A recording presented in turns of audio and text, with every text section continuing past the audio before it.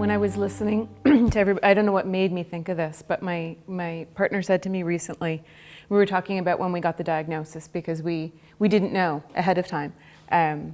My background is as a midwife, and I had said, I don't want any testing, I don't see the point, it wouldn't change anything. And my partner said, but I would like to be prepared, so that's fine. So we went and had the testing and it came back negative. And so we, carried on. And then 3 months after, it was actually at 8 weeks, my midwife, who was also a really good friend, said, we think maybe she has Downs. And I'm looking at her like she has 3 heads. Like what would make you think this? She's eating fine. She doesn't need digestive. Like I'm thinking of all the clinical things. There's nothing really clinical about her. Maybe her appearance, but my partner's half Japanese, so it really muddied the waters. And then we go to the family doc who says, oh no, I don't think so. Let's just wait and see about milestones. But being sort of, I'd say evidence-based people, I thought, no, we need to find out because there are interventions that can happen at an early stage if she does in fact. So the referral to the pediatrician, do the blood work at McMaster, and then however 2 weeks later it comes back and lo and behold she has Downs. And my husband said to me, I remember that appointment, how he was really, I think, shocked and devastated. And a lot of parents will talk about, you feel like sort of the bottom's dropped out of your world and you're not quite sure. It's like, how has this happened and where do we go from here? And he said, but you just said, so what do we do now?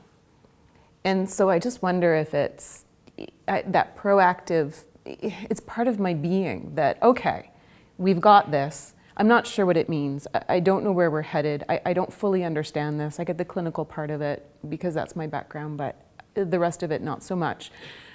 But let's just dot our I's and cross our T's and get all of our referrals and move forward. And that's just how it's been. And I catch myself every once in a while thinking, I don't know if she'll be able to do that, but pulling back and going, that's the same for any child.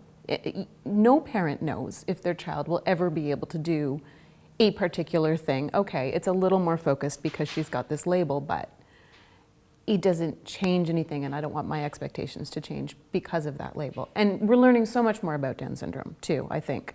And it was interesting, Lori saying she liked Noreen's story, because I had a similar experience when we were little, when Emmy was little and we're in the grocery store and somebody stops us and, oh, your daughter has Down syndrome. And she's telling me about her son, who at 18 said, I'm moving out, and made it happen and got engaged and then wasn't engaged. It was this hilarious story. But because of that, I've always thought she's gonna move out, she's gonna have a job, and I'll say, you wanna get married someday? Yeah, I wanna get married. Okay, so we have these conversations about what she might wanna do. So I think it's just hardwired in me to expect that these things are going to happen and we're going to make it happen. And sometimes the battle is hard.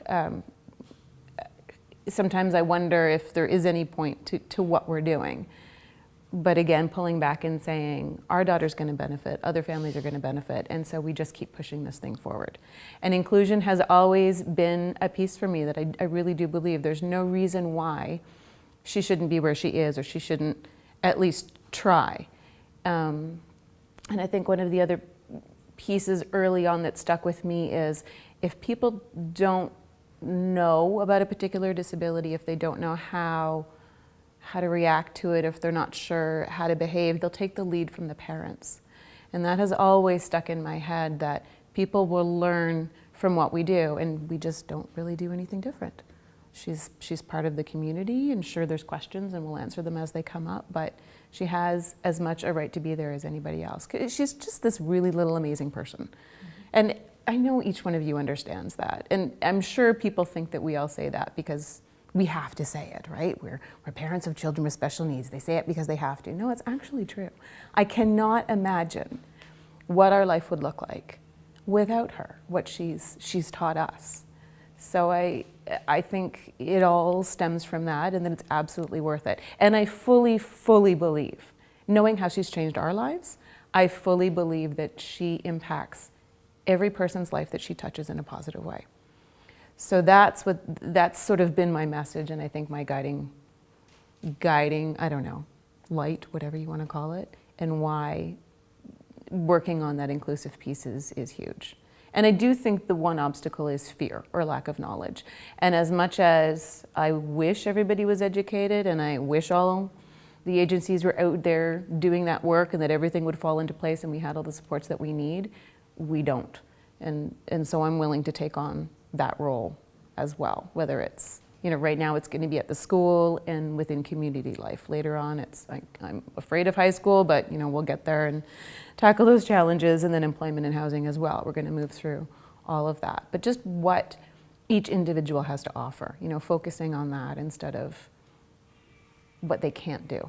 What can this person do? Like, what would the world look like if we just asked that question and only that question? What are your strengths? What do you like? What do you want to do? How can we support you to do what you want to do? I don't know. Hopefully that doesn't change. She'll be 8 this summer, so far so good. And the big thing for parents is to remember to keep that. Like, as they're little, I always tell new parents, remember that, to remember what they can do, because the systems all come at you with, tell me what's wrong with them. Tell me what they can't do. We got to fill out this form. Tell me everything they can't do. So, that kind of comes at you all the time, all the negatives, all the deficiencies, all the disability part of it. And it's a really hard thing to always be pushing that out and trying to remember what they can do. Yeah.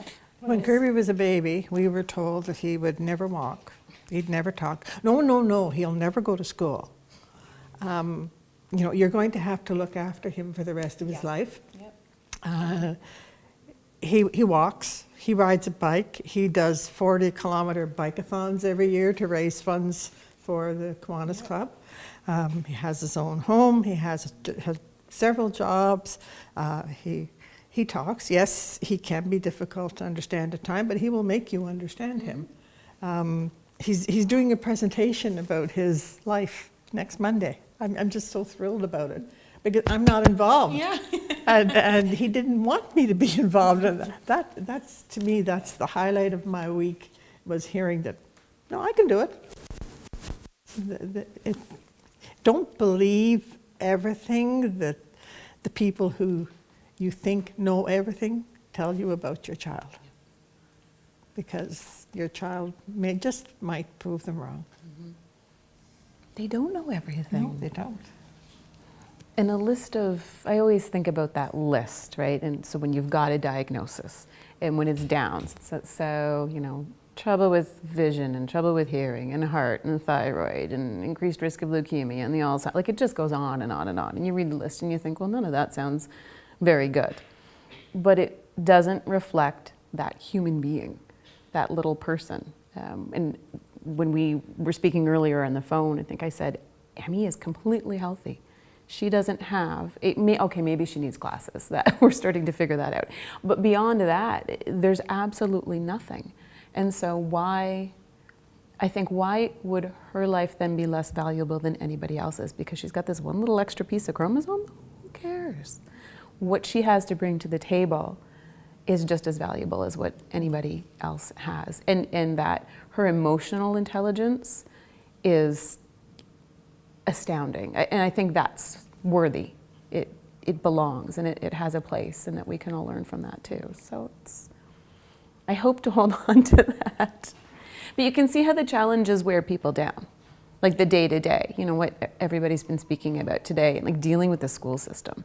It just wears you down and you get tired. So I think that's sometimes how you lose the overall, that bigger picture is in the day-to-day stuff. I've talked to a lot of parents who are just tired. But when I made the comment about don't let the systems, because they will only talk about the negative, take away what all the good things and what the abilities are. The abilities might not be walking, they might not be talking, they might not be reading, but there are abilities to some degree, and there is something to offer, regardless of what that looks like. But those parents will be told their kids all the deficits that they have too. So I think what I meant was any new parent, regardless of what abilities their child has, to focus on that and not listen to the lists and lists and lists in the box that they're going to tick off in order to get the support, to get the help just to get through the day. that they're going to have to tick off and admit to regularly, all these negative things, when what they want to focus on is how good that child makes them feel, or how good that child can make someone else feel just being in the room, whether, no regardless of what their ability is.